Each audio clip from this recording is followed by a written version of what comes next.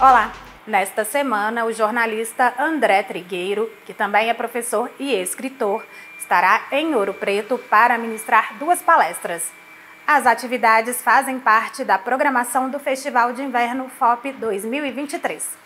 Trigueiro é autor do livro Viver é a Melhor Opção, tema do encontro que será realizado na quarta-feira, dia 26 de julho, às 7 da noite. Já na quinta-feira, dia 27, o jornalista recebe o público às 9h30 da manhã para mais uma palestra, desta vez com a temática A Emergência da Crise Ambiental, Desafios e Soluções. Eu conversei com o André Trigueiro e ele deu uma prévia para a gente destes eventos. Vamos conferir. André, muito obrigada por aceitar o convite da TV UFOP para essa entrevista. E, como eu disse, serão 2 palestras, né? A primeira traz o título do seu livro, que é Viver é a Melhor Opção. O que vai ser abordado nessa palestra? Nós vamos falar de um caso de saúde pública no Brasil e no mundo, que é o suicídio, e a gente vai compartilhar muitas informações úteis sobre fatores de risco, prevenção. Sim, o suicídio é prevenível, e isso é importante que as pessoas saibam. E como todos nós, em certa medida, podemos e devemos ser agentes de saúde informais. Eu não tenho formação técnica na área, não sou psiquiatra, psicólogo, psicanalista, mas há 25 anos me debruço sobre esse tema. Como você disse, eu tenho um livro lançado, já participei de alguns eventos ligados a essa temática, e eu acho da maior importância que a gente enfrente o tabu, porque na área da saúde pública, qualquer assunto que as pessoas preferem não falar sobre, por razões culturais, religiosas, superstição, o que seja, isso vira nutriente para que as estatísticas relacionadas a esta morbidade, a esta patologia, a esta doença, o que seja, cresçam. O suicídio é um problema complexo, multifatorial, não é uma patologia, mas é resultado de uma perturbação que precisa ser reconhecida. E eu posso afirmar para vocês, não quero dar spoiler aqui, mas informação salva vidas. A gente consegue desarmar bombas relógio, entendendo o processo que resulta eventualmente numa ideação nessa direção. E isso é muito legal, é muito importante. Eu vou falar de vida, não vou falar de morte. E esse é o meu compromisso. Como você disse, informação também é prevenção, né? Eu queria que você falasse como que a mídia pode atuar nesse contexto.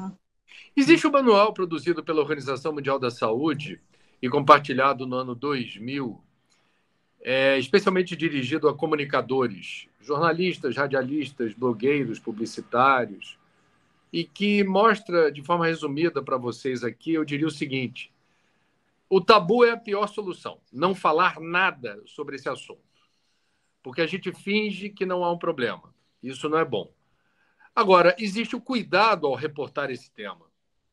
Então, inclusive no meu livro eu dedico um capítulo inteiro ao que seria, digamos, o jeito certo de abordar o problema do suicídio, porque existe um jeito certo. Quer dizer, existe uma maneira da gente reportar os temas associados ao fenômeno do suicídio que fortalecem planejamentos voltados para a prevenção, o reconhecimento de situações que podem ser entendidas como fatores de risco e a importância do acolhimento. Acolhimento é a palavra-chave que eu escutei de todos os especialistas e percebi em vários relatórios.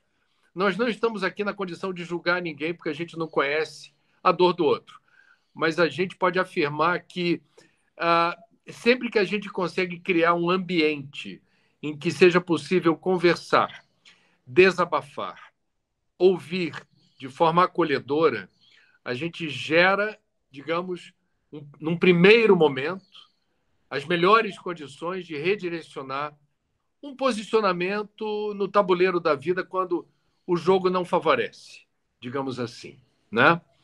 Então, isso é muito importante, na minha opinião, e eu conheço várias pessoas, devo dizer, que passaram por situações muito difíceis, flertaram com a ideia do autoextermínio e, graças a Deus, conseguiram descobrir que a gente tem que perceber que há sempre uma luz no fim do túnel. O drama de quem desiste de viver é não perceber a esperança. Sem esperança, a gente não levanta da cama de manhã.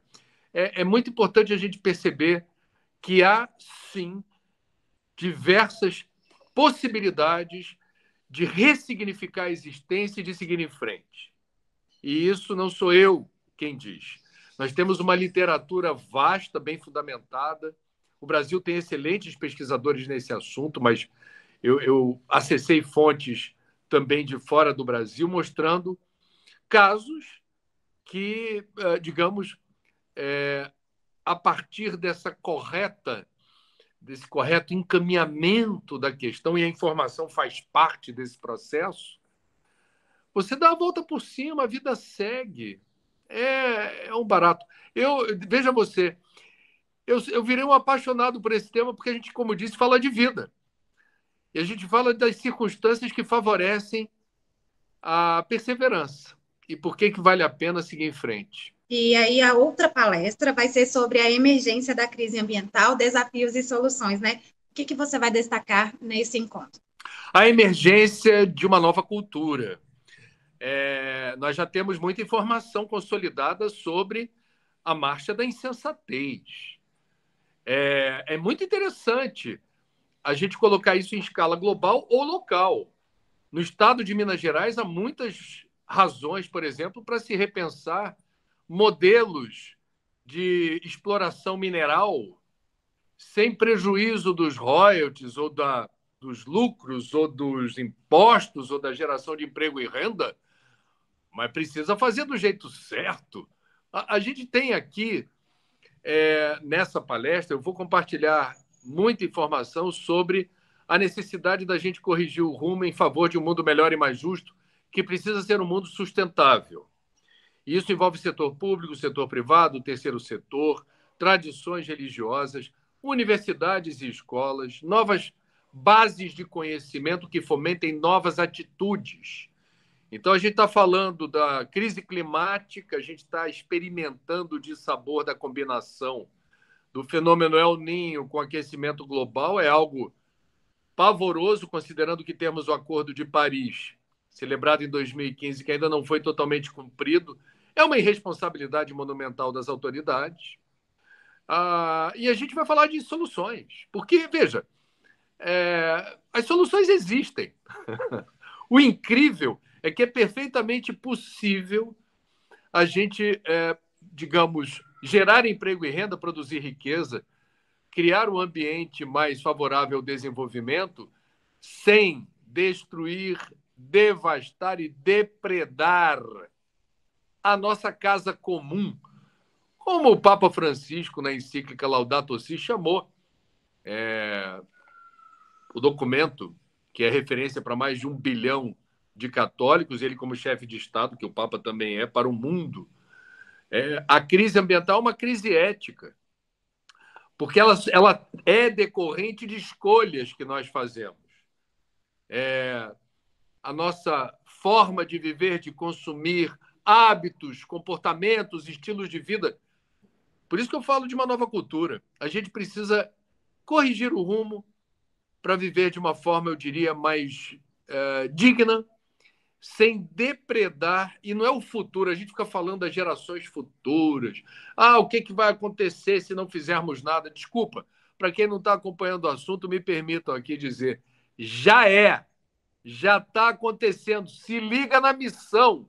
Ou a gente muda o rumo dos acontecimentos agora, ou o que já está muito ruim vai piorar. Depende de nós. O que não falta é bom exemplo, graças a Deus, do que precisa ser feito e de que jeito. E, André, você acha que esses dois temas, né, tanto a prevenção ao suicídio quanto as questões ambientais, eles se entrelaçam? Ótima pergunta, Adriana. Obrigado. Não combinamos, hein, para quem está assistindo.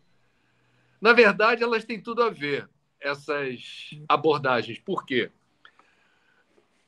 A prevenção do suicídio e a prevenção do ecocídio, né? Quer dizer, a gente está falando da valorização da vida em diferentes resoluções. A gente está falando de saúde integral do indivíduo, da coletividade e do planeta. A gente está falando de alegria, saúde, prosperidade. A gente está falando de equilíbrio, harmonia. A gente está falando de que, sim, existe um caminho que você pode trilhar individualmente ou coletivamente que remete a um bem-estar social, que é condição fundamental para um desenvolvimento sustentável que faça da nossa casa comum um lugar aprazível. Esse é o planeta mais maravilhoso da nossa galáxia. Ele foi feito, ele aparece de uma forma muito compatível com os nossos melhores sonhos e desejos. Se isso não está acontecendo, não é por culpa da natureza ou de Deus ou de uma força superior. Nós não estamos agindo de uma forma, eu diria, inteligente. E, portanto, eu estou em Ouro Preto em defesa da vida, em múltiplas resoluções. É o meu compromisso de vida, é o meu compromisso profissional, é o meu compromisso espiritual. E todos são muito bem-vindos. Entrada franca, obviamente, em havendo a impossibilidade de abrigar a todos, haverá transmissão, né, pela TV da universidade, e o propósito é a gente enriquecer o debate em torno de uma agenda que promova alegria, saúde, longevidade e paz. É isso aí, André. Muito obrigada. 2 temas importantes, né? Importante a participação de todos aí nessas 2 palestras. Mais uma vez, muito obrigada, viu, por aceitar o nosso convite. Prazer é todo meu. Adoro Ouro Preto, já tive por aí. E espero que esteja friozinho para tomar um caldinho à noite numa coisa melhor. Fora a beleza, a história, a cultura, as ladeiras, a igreja, tudo de Ouro Preto me fascina. E fique atento, as 2 palestras vão ser realizadas no Centro de Artes e Convenções da UFOP, que fica na Rua Diogo de Vasconcelos, número 328, no bairro Pilar. Para reforçar, a palestra Viver é a Melhor Opção será na quarta-feira, às 19h. Já a palestra A Emergência da Crise Ambiental, Desafios e Soluções será na quinta-feira, às 9h30 da manhã. Nos 2 dias, a entrada é gratuita. Continue acompanhando a programação da TV UFOP no nosso canal na TV ou pela internet. É sempre bom ter a sua companhia.